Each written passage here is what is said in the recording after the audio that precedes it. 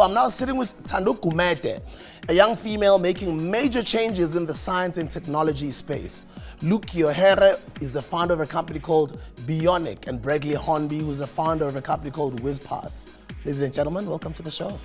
Thank you so much. Thando, what does your company do?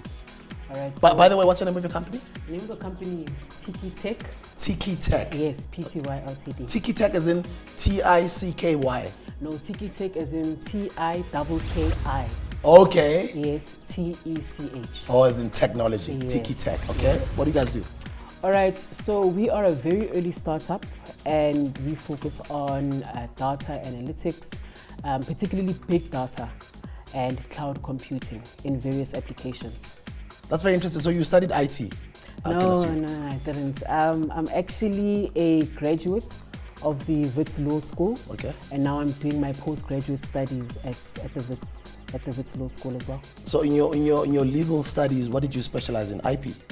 Well, when I was in my undergrad, I did do IP as an elective. Yeah. And I will be doing IP in the second semester as a specialization. However, I've also done competition law, international business transactions, and will be doing international trade and economics.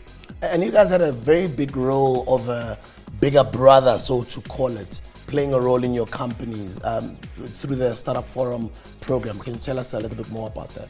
Well, in terms of SAP assisted our company with sort of some mentorship. I met representatives of the SAP through the MIT GSL, which is the Massachusetts Institute of Technology Global Startup Labs.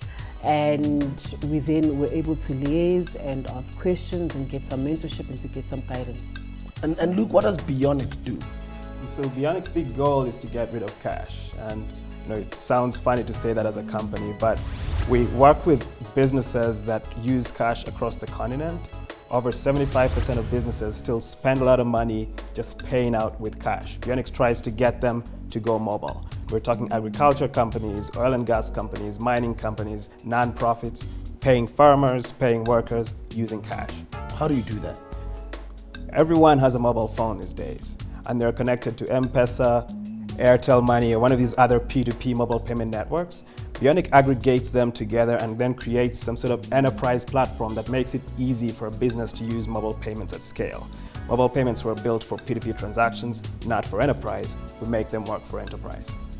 Wow. And how long have you guys been running the company? This has been going on for about 2.5 years. Okay. Yeah. Is it something that you guys were inspired by another company doing overseas or something? I've been working with non-profits, trying to help them connect to mobile. And I've been doing this for a while. And so you'd see one company connect to M-Pesa, spend a lot of money, about $500,000, take about 8 months just to get the connection into M-Pesa. And then they realize that 20% of their people are in another network, so they need to connect to another network and spend the same amount of money. And so we figured that why not just create a platform that makes one connection, that lets them make one connection, and they can pay out to any mobile payment network on the continent. So I'm trying to get my energy drink in Nigeria, yeah. and then I found out in Nigeria people trade in cash. What's wrong with trading in cash? Cash is expensive. Cash, we've got cases but where cash people will literally fly out cash in helicopters to pay people. Cash is great. The value of cash is great. The cash itself is a pain. And so digital cash is as valuable as physical cash without the same cost. The armed guards who've got to protect it, people hiding cash under mattresses, people having to go to a bank and line up to get cash out. Imagine you had cash on your phone. It's what you want to do. It's where you want to have it. Bradley, what makes WizzPass different in the market? Well, WizzPass is the only application on your cell phone or smartphone that allows you to open and close parking booms. It's the only app that allows you to open and close? Parking booms. So think about parking booms or gates at a shopping center. So think about driving into Santon City. You can now take your cell phone out, push open boom, boom opens, drive in, do your shopping, and leave, do the same. You gotta be kidding me. It's exactly what we're doing. So no more parking tickets, no more cash, no more queues at the pay station. Everything is deducted directly off a credit card. Okay, I'm lost. You guys, you went on too quick for 30 seconds.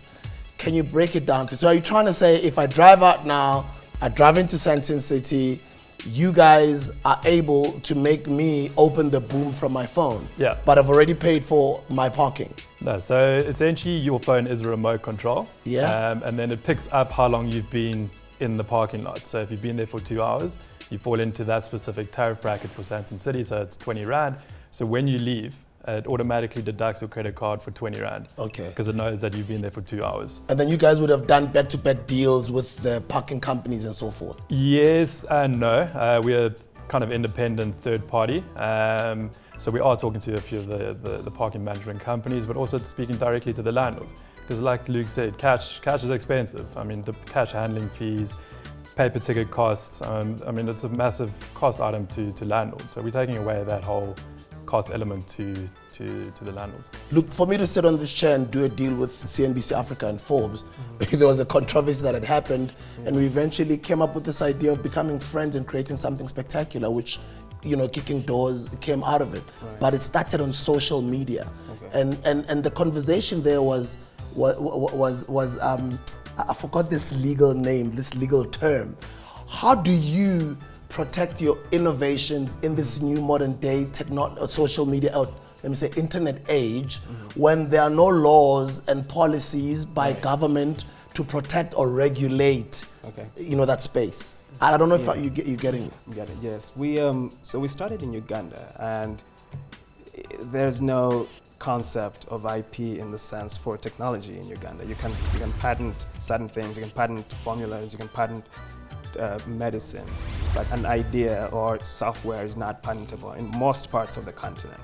What protects you is traction. What protects us is progress.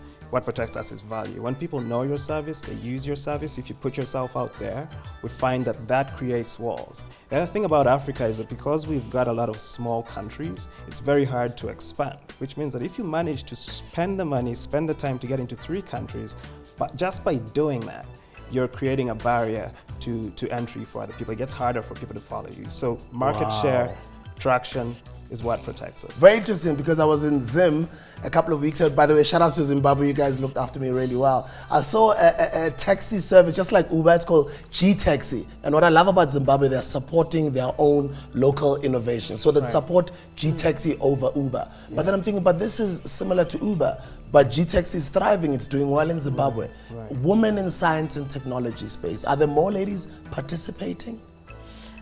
I just think, especially as entrepreneurs?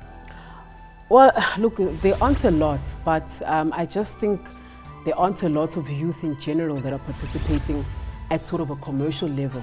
But the irony is that there's a lot of young people that are coming up with ideas, because I come from the ESCOM Expo for Young Scientists era. So that was me from grade 8, and came up with ideas, came onto TV to come showcase my ideas, then that was it. Went one again, came to come showcase my idea on TV, nothing. So the space itself is not doing justice for young people and young entrepreneurs. Now just imagine for especially your black females.